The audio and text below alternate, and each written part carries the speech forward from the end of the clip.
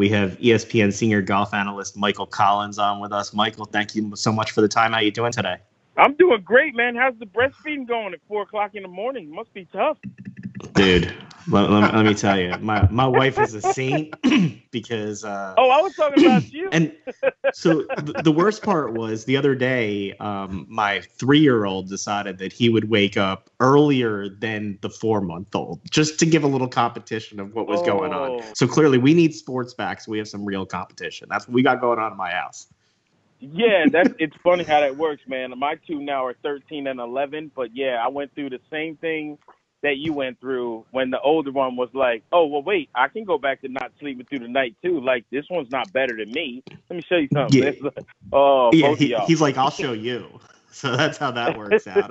It's definitely been a learning experience. Look, this could fit into, you were a comedian at one point in your life. This could definitely be a comedy routine about raising kids, man. I know you've had some of this 20 before. years, man. Yeah, 20 years, and did a lot of stand-up comedy. Actually, one of the first stages I was ever on was at the old comedy club on 2nd and Chestnut, way, way back in the day. So catching rising stars and was still down on South Street. And so it was like, yeah, man, I cut my teeth up there. I'm born and raised in Lancaster, Pennsylvania. I used to tell people I got kicked out by the Amish for having cable TV hooked up in the barn.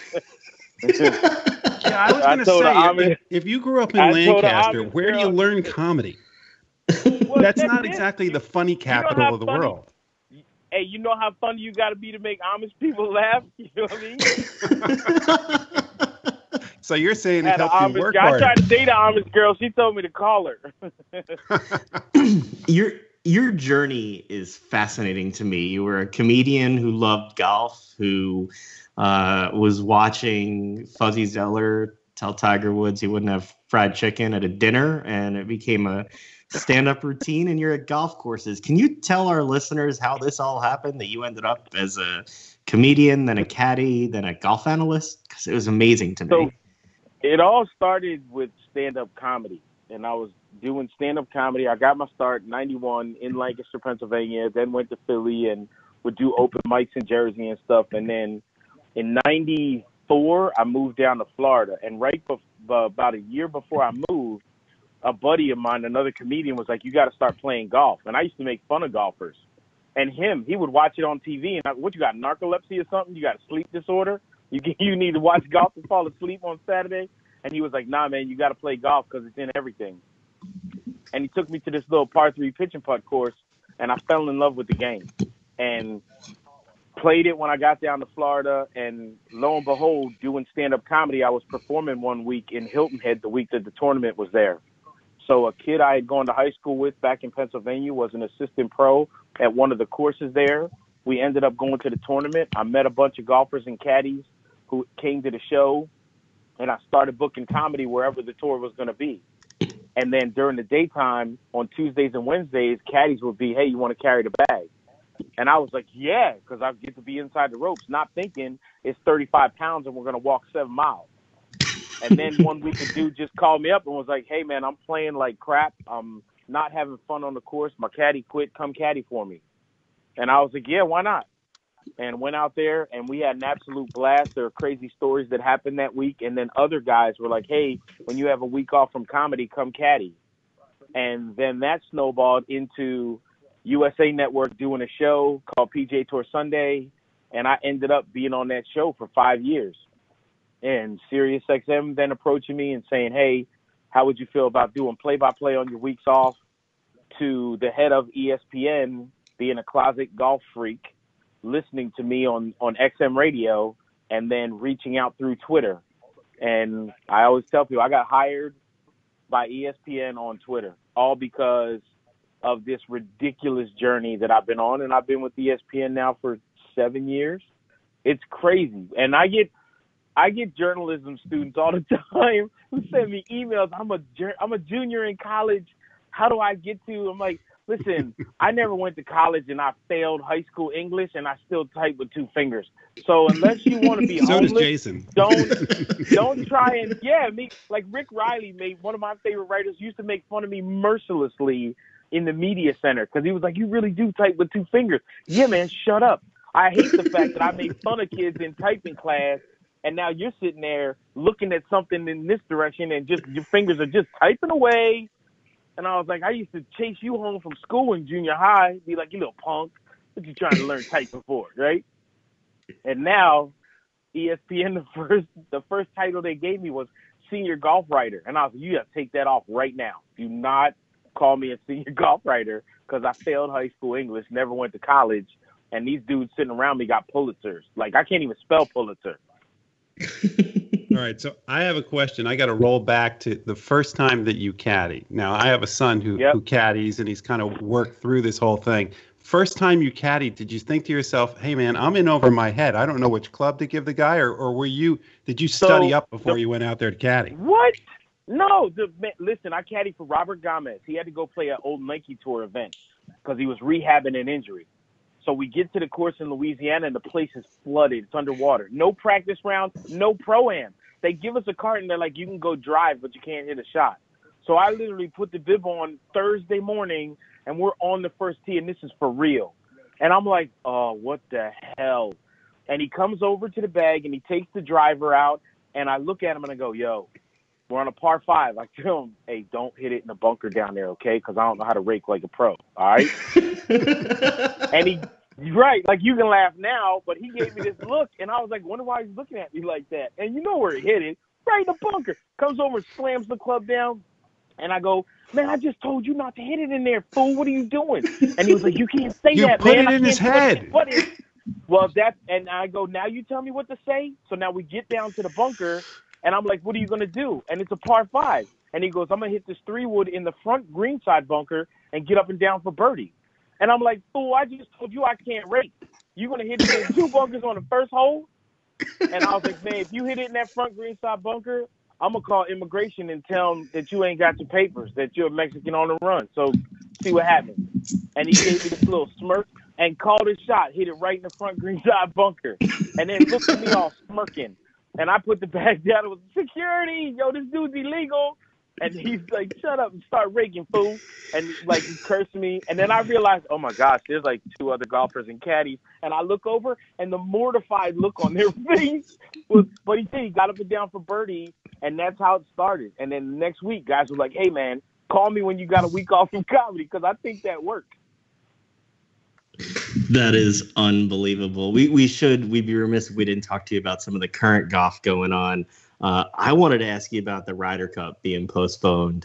Jeff and I love the Ryder Cup, the President's Cup. Jeff's gone. Jeff, you went to the President's Cup, right? We covered the President's Cup last year. Yeah, it was great. That was a blast. Your thoughts on them being postponed, and would they have been able to really hold those without crowds? Those seem to be what makes those golf tournaments. No, absolutely not. And look, I got good news and bad news. The good news is the President's Cup, it's fun. It's fun. But compared to the Ryder Cup, it's like the difference between watching 8th grade middle school football and the NFL, right? That's the difference in atmosphere between the President's Cup and the Ryder Cup. The Ryder Cup, I have never been to a golf event where the hair on the back of my neck stood up, other than the first time I walked into Augusta, and it was only because it was the first time I was ever seeing it. Like, I don't get goosebumps standing on the first tee at Augusta, like watching guys tee off. This thing, I have never felt that kind of electricity. I ain't never seen Michael Jordan at a regular tour event other than when he played in the Pro-Am in Charlotte, you know. But this thing, he tries to go to every single Ryder Cup because it means that much. This thing, it is, the flip side is the Ryder Cup and the President's Cup, at the heart of them, they're exhibitions. They're not competitions. They're a way to grow the game and take the game to people who normally wouldn't see it. They have become competitions, especially the Ryder Cup, because we've been getting a behind whooping in them for a while. So that Ryder Cup that was at Valhalla in Kentucky, and probably the 9 greatest match play holes we've ever seen between Patrick Reed and Rory McIlroy, never happens without fans. The 2 of them never go toe-to-toe like that and start mocking one another and then taking it to a level that no one has seen in golf on that par 3 8th hole. Just talking about it gives me goosebumps. But that's all because of fans. That's all because of the now we of have the a fans that guy kept him in going. Bryson DeChambeau who's probably going to Oh, make yeah. a Ryder Cup or two in his future, who also likes to talk a little trash, but it seems like he likes to talk it to the media. What exactly is going on with Bryson now that he's got this newfound fame and body? Yeah, well, you know where that may have come from originally? This is a theory that's out there now. The theory, you say he don't talk smack to anybody, but if you remember last year at Liberty National, the first event of the playoffs, there was a whole big thing about him and slow play. And Brooks Koepka came out and said, this dude's got a problem with slow play and he needs to just shut his mouth and go out there and do, So anyway, then Bryson goes up onto the driving range and sees Brooks' caddy. Brooks hasn't come out of the locker room. And Bryson tells Brooks' caddy, hey, next time your man got something to say, tell him to say it to my face. Now, this is when Bryson's little. Well, I was going to say, he was a little skinnier back then. A lot skinnier. Brooks, yoked. Brooks come out the locker room, and as a caddy, like his caddy, Ricky Elliott, couldn't get to him fast enough. Hey, man, you ain't going to believe this. Here's what Bryson said. Brooks goes straight over to Bryson. You want to quell this? Well, here's what I said. Said it right to his face. Now, everybody was like, oh, it's going down. This is going to be amazing. Me and Pat Perez have a show on SiriusXM every Tuesday night called Out of Bounds from 8 to 10. We have both Bryson and Brooks on the show right after it happens. Bryson, when I say to him live on the air, hey, man, everybody out there thought the two of y'all might fight. And Bryson goes, me fight Brooks? No, he kicked my ass. And without missing a beat, Brooks goes, you got that right. And he was not joking when he said that, right? So there's people out there that think Bryson might be the nerd who just got sand kicked in his face by the jock, Brooks. And so this 40 pounds of muscle, now he's kind of wanting to be the jock. But then he goes and says some things that are a little dumb. And you know what? They're worse than dumb. He said some stupid things, talking about, we should have a little privacy when I'm at work. I can't even say it. Isn't that the whole point of a cameraman, to follow people and get it on camera? They're on TV. That's why they get paid. I don't understand. Maybe you use a lot of big words, but you obviously don't know what privacy at work means, right? Because people who work in a cubicle, looking at their computer, be like, oh, I don't even get privacy on my work computer because they can look at that anytime. We talking about stupid privacy. This is ridiculous. So anyway, but Brooks looks great with the 40 pounds. His frame can hold the 40 pounds. The proof is in the pudding. Four top fives in a row and a win. 4 top tens, I should say. Sorry, 4 top tens and a win. And now he has the week off, and he's going to come back next week. And he has become the polarizing golfer. There's no in between. People love him or hate him. And there's no, Bryson, whatever. I'll take him or leave him. Nah. It's like, yeah, the scientist, I love him. Or, yeah, I just want to see him not only lose, but I want to see him act like a baby, a crybaby on the golf course, to be even more mad now that there's no fans and the camera's going to be on him 24/7. So is that what golf Bryson needs right now? Does golf need a character like him? Well, you know what golf didn't have? So Patrick Reed he was comfortable being the bad guy. He was comfortable being the villain. He didn't like it, but he accepted that role, even though Patrick's a pretty good guy. If you talk to anyone who plays in a pro-am with him or anyone outside of the game of golf who knows him, they're like, no, man, Patrick's a good dude. And I say this because I know him. And I'm someone that I would say he's a friend of mine. Bryson begrudgingly has become the villain. He does not want to have that role, but he has said and done some things that have been so fuel for the people that have now made him into that role. There's nothing he can do about it. So Bryson is a dude too. I like hanging around him. I think he's fun. He's interesting to talk to. Every week, instead of a regular courtesy car, he gets a Bentley. So me and him go for rides in these Bentleys that he gets to drive every single week.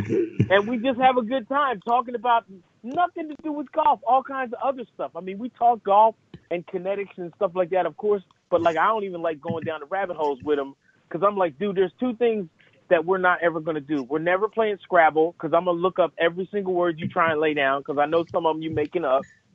And we ain't never going to talk science together because, again, I don't want to have a textbook and be like, hold up, man, that's not how to say that word, bro. But I just enjoy being around him. So Bryson is the new polarizing guy. The beauty of this is we're in a time where golf is it.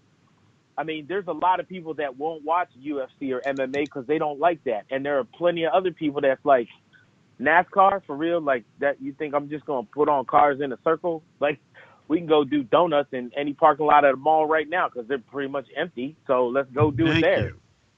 So golf is like well, don't get it wrong. Like, if you've never been in one of those cars, like, that'll change your mind in a heartbeat.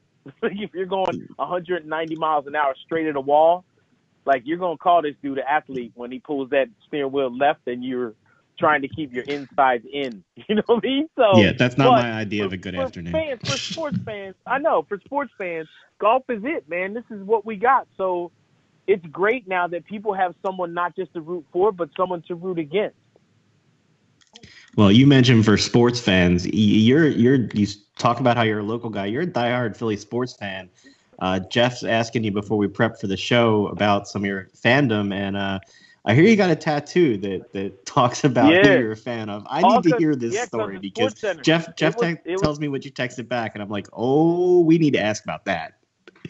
Okay, so I have been a lifelong Philly sports fan and diehard Eagles fans. I live and die with the Eagles, which it was always, until a couple of years ago, talking smack as an Eagles fan always ended the same. Well, you ain't got no ring, though. Like, where's your trophy? And then we would have to walk away, or that's when we would throw punches, right? Be like, yeah, we ain't got no trophy, but I'm looking down at you while you drooling and crying, right? So I made a deal. Kevin Nagandi, who's a SportsCenter anchor, when we made it to the Super Bowl that first year, it was like me and Nagandi, I said live on SportsCenter, hey, if we win this, we need to go get tattoos. And he goes, I'm in. Okay, cool. This was because I was at the Waste Management Phoenix Open. Lo and behold, we win the Super Bowl. One of my buddies who owns a tattoo parlor is like, you got to fly out here and get your tattoo, blah, blah. So as I'm getting ready to get the tattoo, I'm trying to figure out, what am I going to do? Like, how am I going to – I don't just want to have the symbol. I don't want to just have the Eagles logo. That would be – I don't know. That's just not me. Don't you know, a month in, I do a podcast called Maddie and the Caddy with Matt Barry, also a SportsCenter anchor. And we're out in Tahoe for the American Century. And who's playing with my friend Sean Payton, who's coach of the Saints? Doug Pederson. So Coach comes over, and I'm like, hey, would you come on a podcast? And he's like, yeah. And now I'm freaking out. Like, so I tell him, look, man, I'm not going to lie. You made me cry. And right on the spot, I was like, listen, I got to get a tattoo. Would you design it? And he goes, yeah, I got it. Just like that. And now I just nudged Maddie, and I'm like, bro, you're going to have to take the rest of the podcast over because I can't breathe right now. Coach is going to design my tattoo. So it is up on my Instagram and my Twitter. It has 3 elements to it. The guy who actually did the tattoo, the artist who did the tattoo, had never seen the Lombardi Trophy before because he wasn't into football at all. And when I say this guy matched the Lombardi Trophy letter for letter on the inscription, I couldn't believe it. I got the tattoo done on a Sunday, caught a red eye into Philly on a Monday because the tournament was that week in Philly at Aronimink. The Eagles send me a message and say, you want to come by the facility, which, again, I'm trying not to cry when I'm walking over there, but the trophy wasn't in the case. But then they were like, hey, man, you want to see the trophy? I was like, yeah. They bring it out, and I get to hold the trophy with my brand-new tattoo, and there are pictures of it up there, too. And then Tiger found out about the tattoo and was like, yo, let me see it. And when I lifted up my sleeve, it still had the plastic on it to protect it, and he starts poking it. That's not real. And I can't even say on the air what I said to him, well, what I yelled at him and stuff, and he's giggling, and then I'm trying not to kick him in the shins giggling. And so, I mean, it was surreal and awesome, and as an Eagles fan, an absolute dream come true. Wait, there's a part of the story that's missing, though. We've had Nagandi on this show, and he hasn't mentioned the tattoo. Did he get one, too? Yeah, no, little punk. He didn't follow through? No, and he keeps saying now. Even we're in the middle of a pandemic. Like this would be the perfect time to get a tattoo, man. You got the time. I will say this though. For a year, I was everything. He didn't even want me on SportsCenter with him because he knew I was merciless on him about we're not willing getting to have you both back on if you need somebody to moderate this conversation, because clearly there's a disagreement. No, because now he's made up his mind that he's getting a tattoo, man. He's getting a tattoo. I actually got to go jump on ESPN, the main radio now with Stan Verrett and Neil Everett, who are also talking about the tattoo stuff with Nagandi as well. So, we'll get it done, and I'll keep you guys informed. Now, you got my number. Holler at me. We definitely will. We thank you so much for the time. Appreciate it all, and go get us some good golf coverage and enjoy yourself. Stay healthy. Yeah, man, anytime. And now the golf's back on, man. Call me. Let's chat. We'll call you without golf. Sounds good, man. Take care. That works for me, too. I ain't scared. Come on with it. Thanks, fellas. We'll talk soon. Take it easy.